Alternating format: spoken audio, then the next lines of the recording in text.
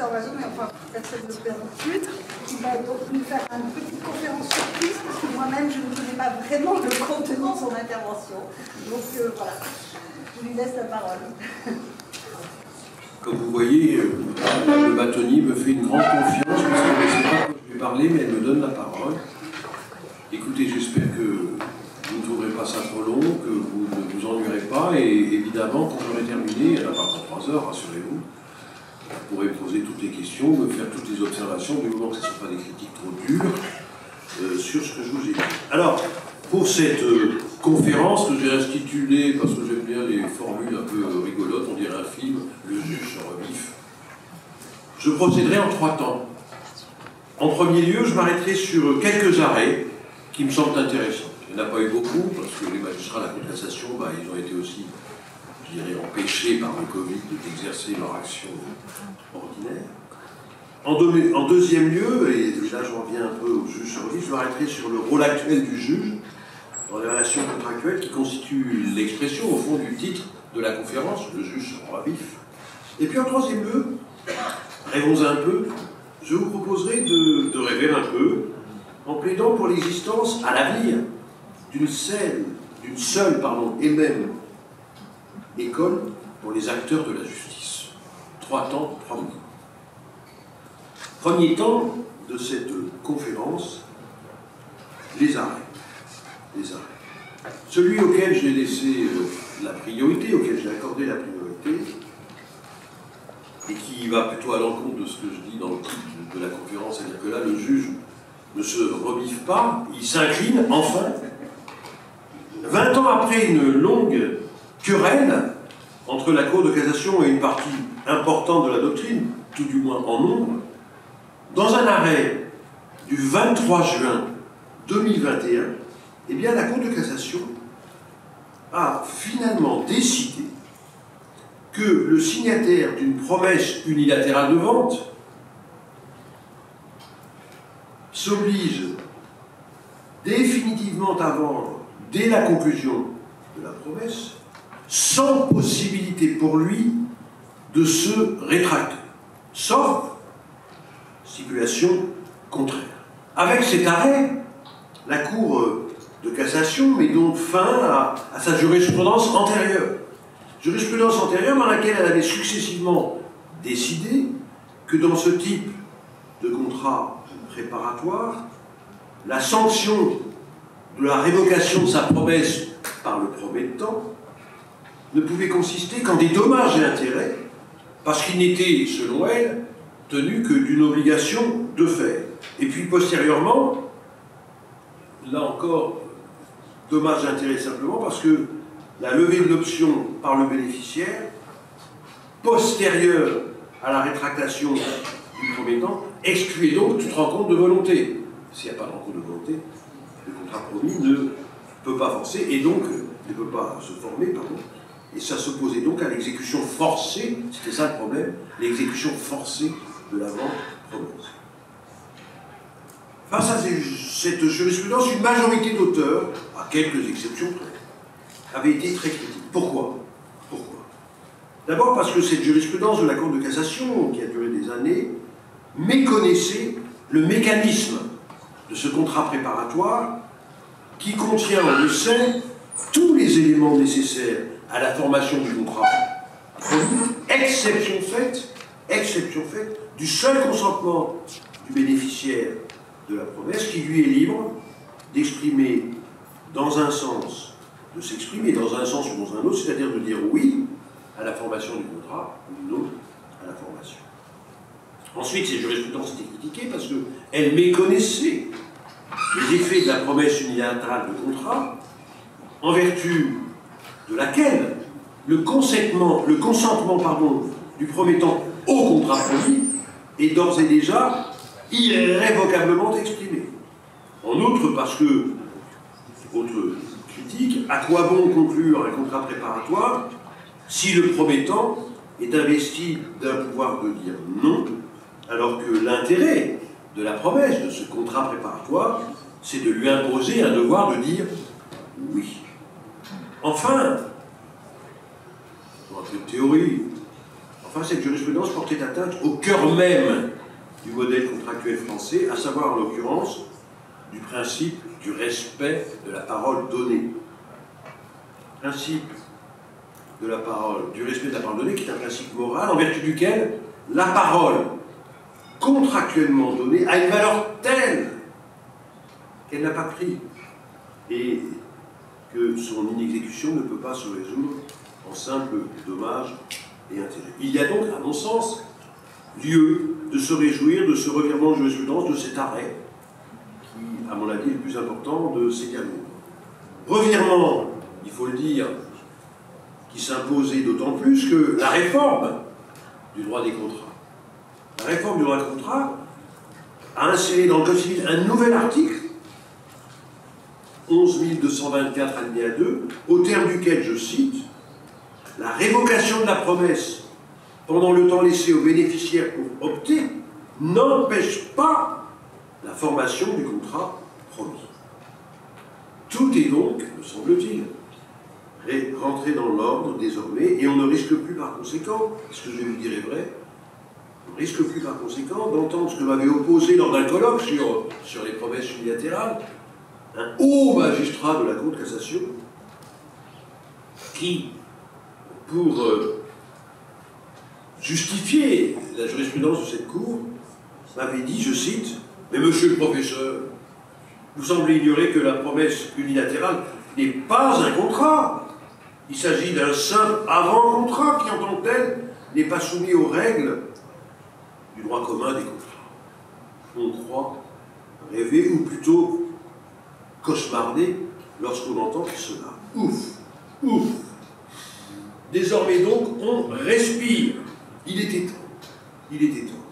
Il était temps, du moins pour ceux dont je suis, qui restent attachés au principe directeur du droit français des contrats, en particulier l'impératif de sécurité juridique. D'autant plus, et je termine là-dessus pour cet arrêt qui me semble important, d'autant plus, comme le laisse entendre la Cour de cassation, que la liberté contractuelle n'est pas totalement anéantie, puisqu'une clause peut permettre, peut donner loisir, si je puis dire, au promettant de rétracter sa promesse. Encore faut-il l'avoir prévu bien plus. Voilà pour ce premier arrêt qui, à mon avis, peut-être que je me trompe, mais c'est l'arrêt vraiment intéressant de ces 30 dernières années. Deuxième arrêt que j'aimerais citer, relatif à un nouveau vice du consentement, qui lui aussi est issu de la réforme du droit des contrats, qui est l'abus de dépendance. L'abus de dépendance. J'en parle d'autant plus que, vous allez voir, c'était d'un avocat qu'il s'agissait ici. L'article 1143 nouveau, date de la réforme du Code civil, énonce qu'il y a également violence lorsqu'une partie abusant de l'état de dépendance dans lequel se trouve son co-contractant obtient de lui un engagement qu'il n'aurait pas souscrit en l'absence d'une telle contrainte et en tire un avantage manifestement excessif. Cette disposition, ce nouveau vice du consentement créé par la réforme, est une des pièces maîtresses du renforcement de la partie faible, qui était l'un des objectifs affichés de la réforme du droit des contrats. Alors de quoi s'agissait-il, et raison pour laquelle je suis arrêté sur cet arrêt? Il s'agissait d'un avocat qui avait été chargé par l'AGS de la gestion d'un grand nombre de dossiers dans le cadre d'un contentieux qui l'opposait à une association. Une grille d'honoraires avait été conclue entre l'avocat et l'AGS.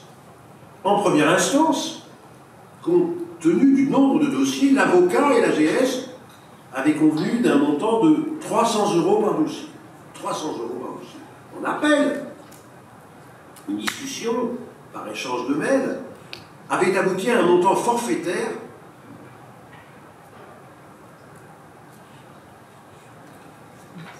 à un montant forfaitaire, je me perds un peu, d'honoraires de 90 000 € pour 795 dossiers, soit un montant de 113 € par dossier environ.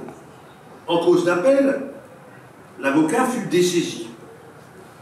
demanda alors au bâtonnier de son ordre de fixer ses honoraires en faisant valoir qu'il avait droit à un complément d'honoraires pour la première instance, qu'il avait droit à des honoraires pour la procédure d'appel et à une rémunération de son intervention lors de la procédure collective de l'association.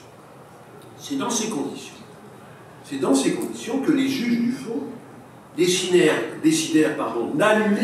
d'annuler la convention d'honoraires sur le fondement de la violence. L'AGS forma alors un pourvoi en cassation, en se fondant notamment sur l'obligation déontologique d'indépendance de l'avocat.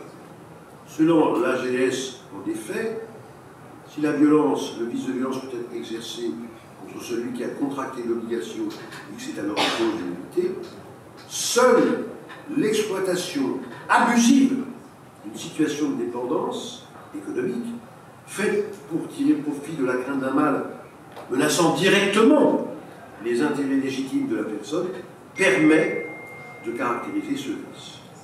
En outre, l'avocat aurait fauté en se plaçant en situation de dépendance vis-à-vis d'elle, et ce alors qu'il était déontologiquement tenu de maintenir son indépendance économique.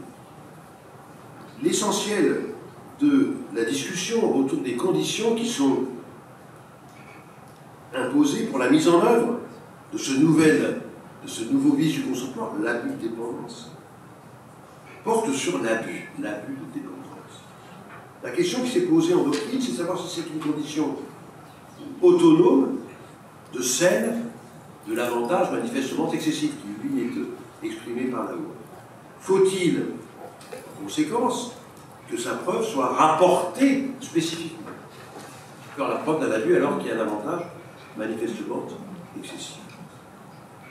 Là, la Cour de cassation a considéré que la preuve de l'état de dépendance et de l'avantage excessif constituaient deux conditions qu'il suffisait à démontrer pour caractériser ce nouveau vice du consentement. Donc, c'est la contrainte caractérisée par la réunion d'un état de dépendance d'une part et d'un avantage manifestement excessif d'autre part, qui constitue en elle-même, cette contrainte, le vice du consentement créé par la réforme. Donc, je crois que l'arrêt est assez important. Professeur, excusez-moi, est-ce que vous pourriez nous donner les références de l'arrêt Bien entendu, immédiatement, et je vous prie de m'excuser de ne pas l'avoir fait, je ne suis pas très sérieux. C'est un arrêt de la deuxième chambre civile du 9 décembre 2021, et vous trouvez au bulletin numéro 20 196, ou 10 096, et au recueil d'Alloz, c'est la page 9, mais après, par hypothèse, ça doit être en 2016 ou en 2017. D'accord ?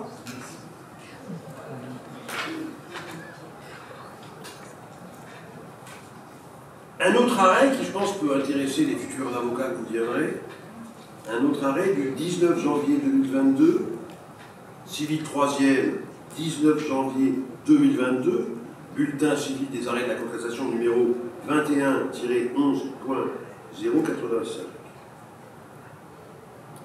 Selon un texte du Code de la consommation, dans les contrats conclus entre professionnels et consommateurs, sont abusives les clauses qui ont pour effet de créer, au détriment du consommateur, un déséquilibre significatif entre les droits et les obligations des parties au contrat.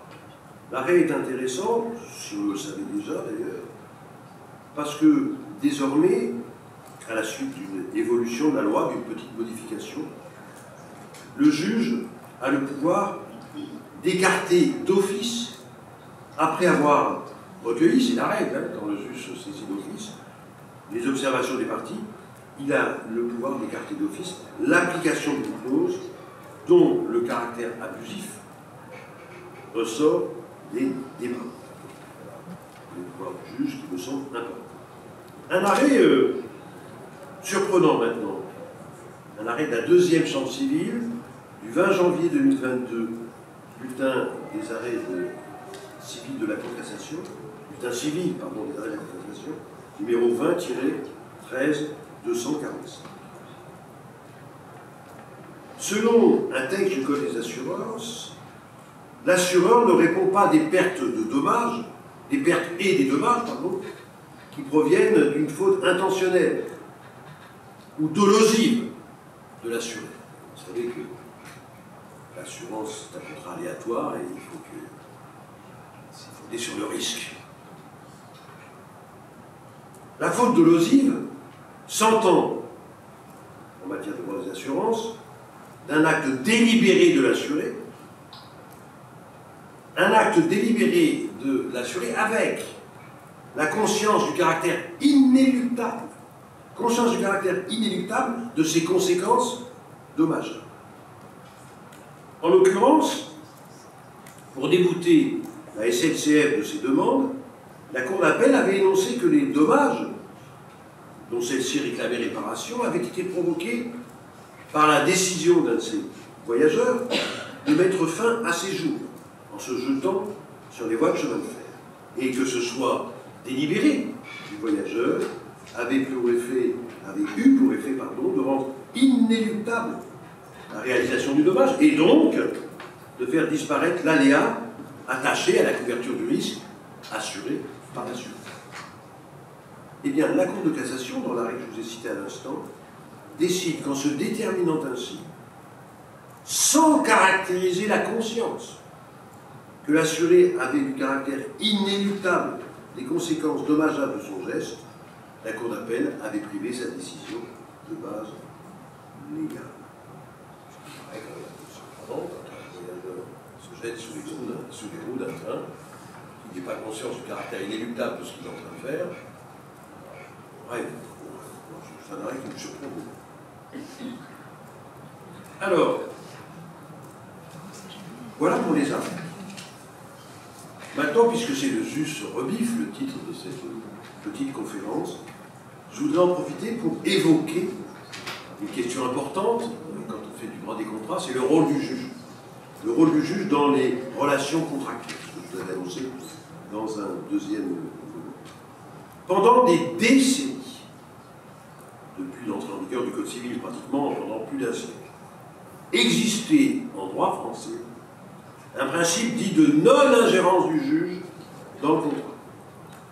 Principe qui reposait, ce principe de non-ingérence du juge dans le contrat, reposait sur l'impératif libéral qui irritait le droit des contrats en 1804 et pendant plus de siècles. Par conséquent, avec ce principe, un contrat économiquement déséquilibré, pour parler plus juridiquement, un contrat lésionnaire, était valable, efficace et intangible. Il ne pouvait être ni révisé, ni annulé. La réforme du droit des contrats, inspirée par une vision plus sociale du contrat, a apporté une profonde, une importante évolution. Elle a ainsi ajouté un nouveau vice du consentement, dont j'ai déjà parlé tout à l'heure, mais je reviens ici si vous me permettez, un nouveau vice du consentement à titre de condition de validité du contrat, à savoir l'abus de dépendance. Ainsi, désormais, si un contractant prouve qu'il était en état de dépendance au jour de la conclusion du contrat et que son co-contractant en a tiré un avantage manifestement excessif, il peut désormais obtenir la nullité du contrat. Ce nouveau vice, je crois que c'est important, constitue une exception, quoi qu'ils ne le disent pas, constitue une exception remarquable au principe de la validité, de l'intangibilité, de l'efficacité des contrats lésionnels. Ce nouveau vice renforce très sensiblement le pouvoir du juge, puisqu'il lui permet, au rebours du principe de non-ingérence, de s'immiscer, de s'ingérer, si vous préférez, dans un contrat pour corriger les injustices contractuelles les plus En ce sens, je crois qu'il illustre une évolution profonde de notre modèle contractuel. En 1804, le contrat était appréhendé comme le fruit de la liberté et de l'égalité des contractants, et je l'ai déjà dit, je le répète, ne serait-ce que parce que j'aime bien cette formule, qui n'est pas de moi, et le déséquilibre contractuel était considéré comme la rançon de cette liberté et de l'égalité. Depuis la réforme,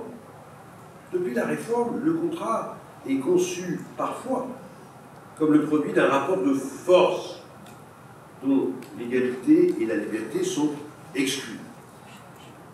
Soit il est conçu par un seul des contractants et imposé à l'autre, et on parle alors, vous savez sans doute désormais, du contrat d'adhésion, qui a trouvé sa place dans le Code civil, hein, où il y a les deux définitions.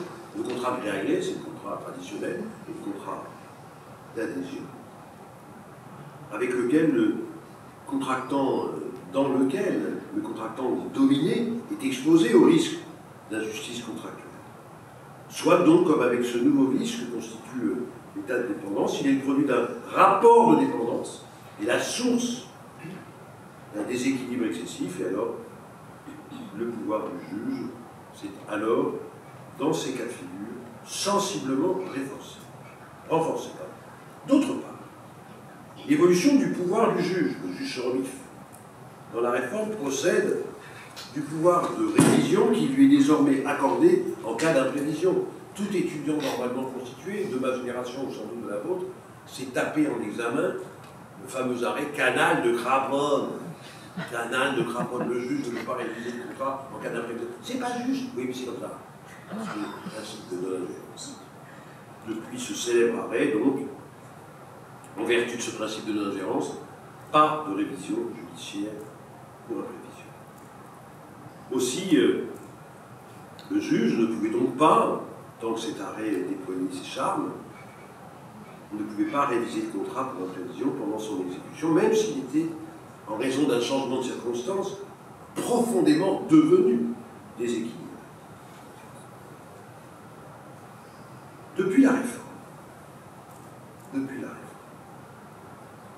la révision judiciaire pour imprévision a acquis droit de cité dans notre modèle contractuel. Il y a maintenant un nouveau texte dans le Code civil, l'article 1195, qui dispose que quand un changement de circonstance imprévisible lors de la conclusion du contrat et indépendant de la volonté des contractants rend l'exécution de ce contrat excessivement onéreuse pour un des contractants, la procédure mise en œuvre par le Code nouveau, si je puis dire, des contrats, la procédure de révision judiciaire en prévision est rendue possible. À trois conditions. D'abord, c'est une condition négative. L'origine du changement de circonstance n'importe peu. Ça peut être un changement de circonstance économique, un changement de circonstance politique, un changement de circonstance sociale. Première condition, mais elle est négative. Ensuite, ça c'est logique, le changement doit être intervenu lors de l'exécution. Lors de l'exécution du contrat. Et enfin, seul un changement de circonstance qui rend l'exécution du contrat excessivement onéreuse est susceptible de provoquer la révision judiciaire. Trois conditions. D'accord ? Ce processus de révision, prévu par le Code nouveau, si je puis dire, des contrats, se déroule alors en trois étapes. Première étape, le contractant qui subit le changement de circonstance peut demander à son co-contractant de renégocier le contrat. Première étape. Deuxième étape, si cette renégociation est refusée par le co-contractant. Les contractants eux-mêmes peuvent convenir soit de mettre fin au contrat, soit de demander au juge de l'adapter au changement de circonstance. Troisième étape, si les contractants ne réussissent pas à régler eux-mêmes le péril qui menace leur contrat dans un délai raisonnable, l'un d'entre eux peut alors saisir le juge pour qu'il révise le contrat ou bien qu'il le résile. Symboliquement, amis juristes, cette réforme est fondamentale au regard du pouvoir du juge en matière contractuelle. c'est une évolution fondamentale. Pour autant, il serait, je crois, excessif de l'envisager comme une révolution. C'est une évolution, mais pas une révolution. Pourquoi? En effet, comme le précise ce texte que j'évoquais, l'article 195, les contractants peuvent stipuler une clause d'acceptation du risque d'imprévision.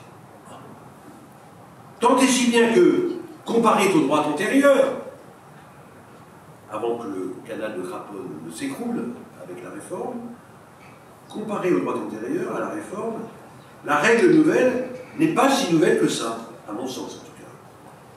C'est une évolution fondamentale, d'accord, mais pas pour autant une révolution d'un droit des contrats. Oh, pourquoi? Qu'est-ce qui me permet d'affirmer ça? En effet, aujourd'hui comme hier, c'est la liberté contractuelle qui constitue le centre de gravité, le centre de gravité de la question de l'imprévision. Pourquoi? Avant la réforme, elle constituait un remède contre le risque d'imprévision, et ce remède pouvait se traduire par des clauses de renégociation, des clauses d'adaptation, si on veut faire chic dans l'ancien, des clauses hardship. Avec la réforme, c'est plus un remède la liberté contractuelle, mais c'est une parade contre le risque d'ingérence du juge en cas d'imprévision, puisqu'une clause, comme je viens de vous le dire, peut dénier toute ingérence du juge malgré les conditions réunies d'imprévision. Dans tous les cas, dans tous ces cas que je viens d'examiner pour parler de la montée en puissance du juge dans les relations contractuelles, c'est pas quelque chose de, je crois, de mineur, nous pouvons constater, dans tous les cas que je viens d'exposer devant vous, amis juristes, que ce renforcement, ce que vous avez noté, j'imagine, du pouvoir judiciaire en matière de contrat, procède de pouvoir accordé par la loi. Le juge, il se reviffe, mais parce que la loi lui a donné le pouvoir. Hein. Mais si on remonte, mes amis, un peu dans le temps, si on remonte un peu dans le temps, on constatera que, à une certaine époque, ce renforcement s'est aussi produit hors la loi, voire contre la loi. À quoi est-ce que je pense? Vous vous souvenez peut-être, si vous avez déjà fait le cours de droit des obligations, et c'est ce que j'imagine, de cette loi de 1978 qui a initié la protection des consommateurs contre les clauses abusives. Et dans cette perspective, parce qu'évidemment il y avait des enjeux économiques importants, dans cette perspective, le législateur avait instauré une justice contractuelle par décret, et pas une justice contractuelle par le juge. C'est quand même paradoxal. Comment est-ce que ça se concrétisait dans le texte? Une clause abusive, au sens de la loi. Une clause abusive, c'est-à-dire une clause imposée par un abus de puissance économique du professionnel et engendrant un déséquilibre significatif à son profit. Une telle clause ne pouvait être supprimée du contrat par le juge qu'à la condition d'avoir été préalablement prohibée par décret. Faute de quoi, le juge, alors même que la clause était abusive au sens de la loi, le juge devait maintenir. Or, il fallait s'y attendre, parce qu'il y a des enjeux économiques terribles. Depuis 1978, très rares avaient été pris des décrets pris dans une telle perspective pour protéger les consommateurs contre les clauses abusives, pour prohiber certaines clauses. Ce qui a conduit la Cour de cassation, et là vraiment c'était le juge se reviffe à mort, si je peux dire, à réécrire purement et simplement la loi, en affirmant, dans un arrêt qui a fait beaucoup de bruit, qu'une clause pouvait être supprimée du contrat, c'est-à-dire réputée non écrite, vous savez que c'est synonyme, à la seule condition qu'elle soit abusive au sens de la loi, indépendamment donc de tout décret la prohibant ou la réglementant. À propos de cet arrêt, certains auteurs assez gonflés ont alors parlé, c'est le mot que j'avais employé, de coup de force judiciaire. Il y a quand même un jeu de charge de force judiciaire. Tu t'en droit à la compensation, tu as des grands-parents qui étaient magistrats, tu pouvais un peu... Et puis, un autre auteur, plus connu, plus fameux et plus respecté, Jean Carbonnier, le plus grand civiliste français, je pense, du XXe siècle, celui à qui on doit tout le droit de la famille, par exemple, qui l'a réécrit. Jean Carbonnier, il avait parlé de coup d'État l'État judiciaire. Quoi qu'il en soit, avec cet arrêt, c'est donc produit contre la loi un renforcement du pouvoir judiciaire en matière contractuelle à ce point. Je terminerai maintenant, troisième temps de la valse, et puis ensuite, évidemment, je serai intéressé par vos questions, par vos critiques, par votre admiration,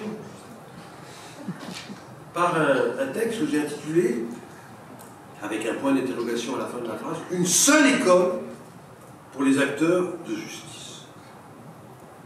Vous savez peut-être les débuts de notre nouveau garde des Sceaux, Éric Dupond-Moretti, qui était avocat, sont, c'est le moins qu'on puisse dire, plutôt agités. Je me souviens de plaidoiries filmées, parce que c'était un fou à l'oral, qui commençait sa plaidoirie, et il disait aux magistrats de la chambre criminelle, parce que c'était toujours pénal, agressif, il disait, messieurs, je sais que vous ne m'aimez pas. Rassurez-vous, je ne vous aime pas non plus. Alors c'est vrai qu'il y a toujours une sorte d'opposition entre Moretti et les magistrats. Et le garde des Sceaux n'a pas, c'est le moins que l'on puisse dire, provoqué l'enchantement de la magistrature. Qu'est-ce qu'il a fait? Il a nommé un avocat, pire, une avocate, à la tête de l'École nationale de la magistrature, qui, depuis des lustres, est dirigée par un ancien magistrat, au moins, parfois un prof de droit, mais il faut vraiment qu'il n'y ait pas de choses à faire, par un magistrat. À vrai dire, l'audace du garde des Sceaux et la révolte, le mécontentement des magistrats m'a conduit plutôt à un autre type de réflexion que la dispute. Aujourd'hui, en fait, les juristes, comme vous le savez tous, puisque j'imagine que certains d'entre vous souhaitent devenir avocat ou magistrat et poursuivre leurs études dans cette perspective. Aujourd'hui, la formation des étudiants qui veulent devenir avocats ou magistrats. Cette formation, elle est assurée par deux écoles distinctes. L'école de formation du barreau, à laquelle les futurs avocats accèdent, après avoir posé un petit examen, et puis l'école nationale de la magistrature, qui suppose pour y accéder la réussite d'un concours. Pas facile. Mais est-ce qu'il ne serait pas concevable d'en finir avec ce duo d'écoles de formation professionnelle, EFB et EML, et de confier la formation de ces futurs acteurs de la justice, de ces futurs professionnels du droit, à une seule et même école, que l'on pourrait nommer le NPJ, à savoir l'École nationale des professions judiciaires. Après tout, aujourd'hui, avant d'entrer dans deux écoles distinctes, ce qui peut-être d'ailleurs renforce l'opposition fréquente entre les magistrats et les avocats.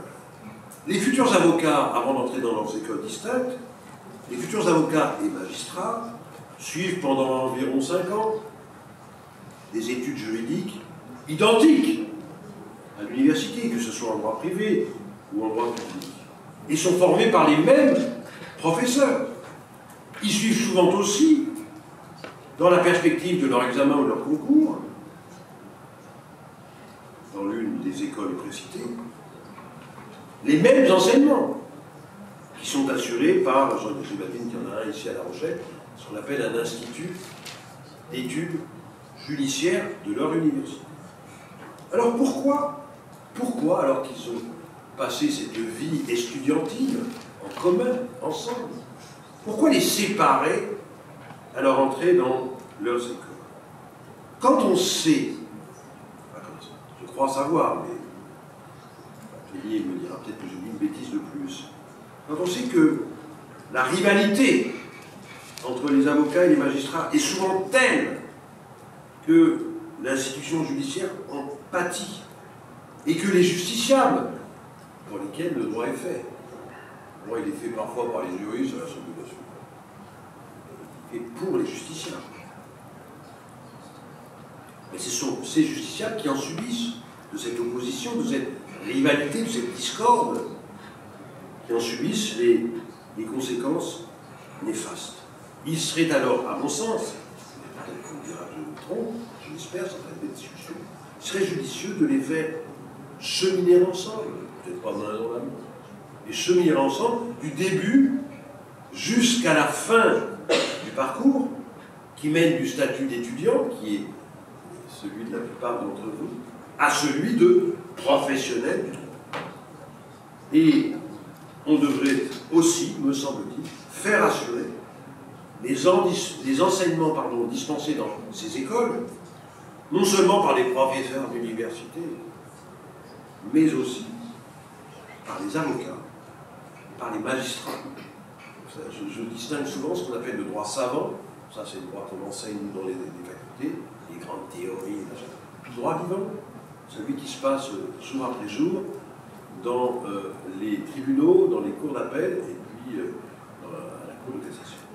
Voilà, c'est un projet un peu irréaliste, mais rêvons un peu.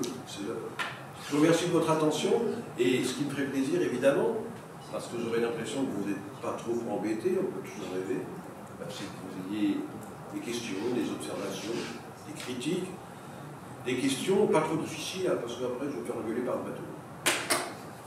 Alors,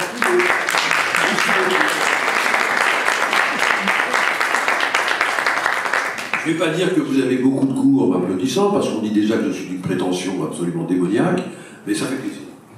Ça fait plaisir d'avoir fait ce long voyage en train, en croyant me perdre au moins 15 fois, à côté d'une petite fille adorable de 2 ans qui faisait un bruit pendant les 3 heures de train. Mais c'était ça. Je faisais des grimaces, elle rigolait, son papa me disait... Alors, je vous écoute, les amis. Moi, j'ai une observation. Une observation. Je l'admets. Non, je trouve que le texte sur la prévision est d'une hypocrisie incroyable. Pourquoi? Parce que dans la pratique, quand vous voulez le mettre en œuvre, il y a une condition qui est quand même importante, surtout quand vous avez des acteurs économiques qui sont pris dans des situations qui les conduisent à demander la révision, l'annulation du contrat parce que les conditions. La condition quand même pour pouvoir c'est d'avoir tenté de négocier, ce qui prend un certain nombre de mois. Négocier, se mettre d'accord d'abord, et de poursuivre l'exécution du contrat. Et oui. Et alors là, on atteint les limites de la chose. C'est-à-dire qu'en pratique, le gars qui est pris à la gorge et qui voudrait renégocier parce que ça ne va pas être possible, il est quand même obligé de continuer. J'entends bien, mais parce que ça c'est... C'est pour ça que je dis que c'est quand même d'une hypocrisie rare. Parce qu'en pratique, ça va être compliqué. Madame le bâtonnier, vous êtes sévère, mais vous jouez votre rôle. Vous essayez de pouvoir se payer la tête d'un prof de droit. Et vous avez raison. Et vous avez raison. Non, mais sérieusement. La règle, quand même, c'est que le contrat conserve sa force obligatoire pendant le temps, soit de la négociation, soit où les parties, on leur donne c'est là où la liberté contractuelle reste encore quand même le pilier essentiel de notre droit, c'est-à-dire que le contrat, c'est la chose des parties, à eux d'essayer de gérer au mieux leurs propres affaires. Mais il faut que ça soit un délai raisonnable, et c'est à partir de ce délai raisonnable, qui est une notion cadre. Qui va dire que le délai a été raisonnable ou non? C'est le juge. C'est le juge. Mais bon, voilà. Moi, je crois que c'est déjà quand même un grand problème. Alors, à ajouter au fait que la plupart des contrats professionnels, enfin en tout cas dans le monde des affaires, ont déjà intégré des clauses par lesquelles... J'entends bien. Mais madame le bâtonnier, monsieur le bâtonnière, votre Altesse. Attention, le problème, évidemment, c'est qu'une clause de non-révision du code du contrat en cas d'imprévision, une clause d'acceptation de l'admission d'imprévision. Moi, si j'étais l'avocat d'un des deux, je regarderais un peu le rapport de force entre les deux contractants. Ça peut être considéré, vous le savez, j'ai parlé des clauses abusives. Et du grand progrès, c'est vraiment la grande rebuffade du juge, ça a été en matière de clauses abusives. Et vous savez maintenant, les clauses abusives Les consommateurs en sont protégés quand elles leur sont imposées par des professionnels. Les professionnels dominés et dépendants le sont aussi. Et puis, les clauses abusives peuvent être supprimées en vertu du Code civil. Depuis la réforme, il y a un nouveau texte, et il est clair, je crois, je n'ai pas vu d'arrêt encore là-dessus, mais ça me semble assez évident, que si on arrive à faire qualifier par le juge le contrat d'adhésion, une telle clause, elle a de bonnes chances de sauter. Elle a de bonnes chances. C'est le juge qui décidera. Enfin bon. Ils ne sont pas aussi courageux que ça. Hein. Vous n'êtes pas aussi convaincu. Il faut dire que... C'est pas que je ne suis pas convaincue, c'est que je crois qu'effectivement le texte le permet. Simplement, souvent, avant d'arriver à faire évoluer ces choses-là, il faut quand même tomber sur un centre de juridiction qui ait le courage de dire à un moment donné, non, là, on y va. Écoutez, je ne sais pas, moi il me semble que c'est peut-être mon grand âge qui me fait dire ça. C'est que moi j'ai souffert sur le canal de Craponne. J'ai failli tomber 3 fois du canal, parce que j'étais un peu social, voilà, en disant c'est pas juste, pas bon. Vous emmerdez pas. Bon, j'ai l'impression que quand même il y a un progrès fondamental, et qui me paraît d'autant plus acceptable, admissible, que c'est... Vous savez, il y a 3 grands principes directeurs. Il y a la sécurité, il y a la liberté, la sécurité, et puis maintenant la loyauté. Dans la réforme, c'est les 3 grands. Alors on m'a dit qu'il ne fallait pas appeler ça un principe directeur, parce que c'était pas en droit des contrats, c'était pour la procédure. Donc c'est inutile. Ce à quoi j'ai répondu, mais c'est inutile, je le sais. Mais on ne se bat pas dans l'espoir du succès. C'est encore plus beau quand c'est inutile. Ceux qui aiment le théâtre ont peut-être reconnu la dernière réplique de Cyrano de Bergerac. Cyrano, avant de mourir, dit ça. Quand c'est Depardieu qui l'avait joué, il avait été sublime. Et je la répète souvent à mes étudiants, quand je leur dis, bon, je suis d'accord avec personne, mais je vais quand même vous le dire, c'est inutile, je sais. Mais on ne se bat pas dans l'espoir du succès. C'est encore plus beau quand c'est inutile. Voilà. C'est une façon de vous répondre qui, je vous le concède, n'est pas très convaincante, sauf ceux qui aimeraient Edmond Rostand. Il n'y en a pas, manifestement. Mais voilà. N'hésitez pas à me poser d'autres questions, je serais ravi d'y répondre. Monsieur. Oui, monsieur le professeur. Une autre question toujours sur la révision pour imprévision. Oui. Si je comprends bien, ça ne concerne pas uniquement du prix, on peut réviser pas uniquement le prix, mais aussi n'importe quelle autre clause contractuelle dont l'exécution est devenue insoutenable. Si vous voulez, il peut y avoir dans le contrat une obligation de payer un prix. D'accord, ça peut être effectivement le montant du prix qui devient, au cours de l'exécution du contrat, en raison d'un changement de circonstance, excessivement onéreux. Mais on peut imaginer que c'est une autre prestation qui auparavant n'était pas excessivement onéreuse au sens plus juridique courant, quoi. C'est pas forcément une somme d'argent qui devient très élevée, c'est un effort qui devient élevé. Donc ça peut être aussi, il peut s'agir aussi de cette clause d'acceptation d'une imprévision.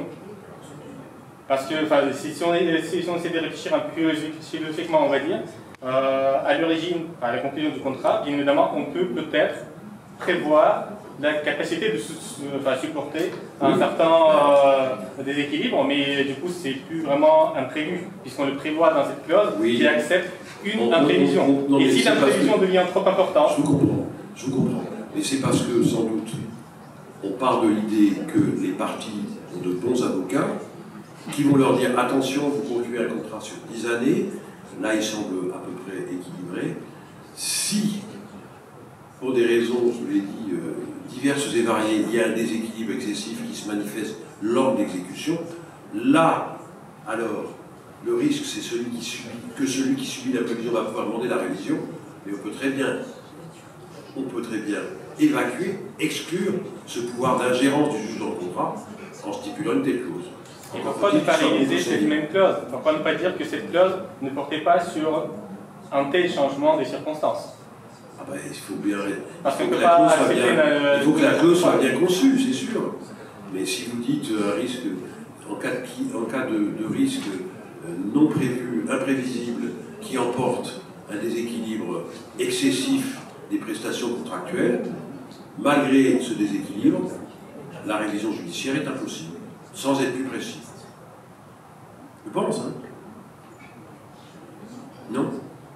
Logiquement, c'est un peu bizarre, mais c'est vrai que le texte, il est fait pour ça. Mais, il est fait pour ça. Il est fait pour, ça a été un peu la philosophie de la réforme du droit des contrats, pour assurer la protection du contractant faible, mais sans pour autant effacer le principe de liberté contractuelle. Parce que le contrat, ça reste quand même, dans l'esprit du code, et donc de notre droit, ça reste la chose des parties, c'est le jardin secret des parties. Donc tant qu'on peut, on y touche pas. Sauf dans des cas extrêmes. L'abus de dépendance économique et l'imprévision. Je crois. D'autres questions? Oui. Madame. Moi, j'aimerais bien savoir en pratique, dans quel cas le droit commun des clauses abusives peut trouver à s'appliquer par rapport aux droits spéciaux, comme le droit de la consommation, le droit du commerce. Oui, oui, droit code de commerce. Quel est concrètement le cas dans lequel on pourrait s'appliquer? Sans doute, lorsque le contrat qui a été conclu n'est pas ce qu'on appelle un contrat gré à gré, c'est-à-dire par des contractants libres et égaux, mais que le contrat est un contrat d'adhésion, c'est-à-dire qu'il est bilatéralement conclu, mais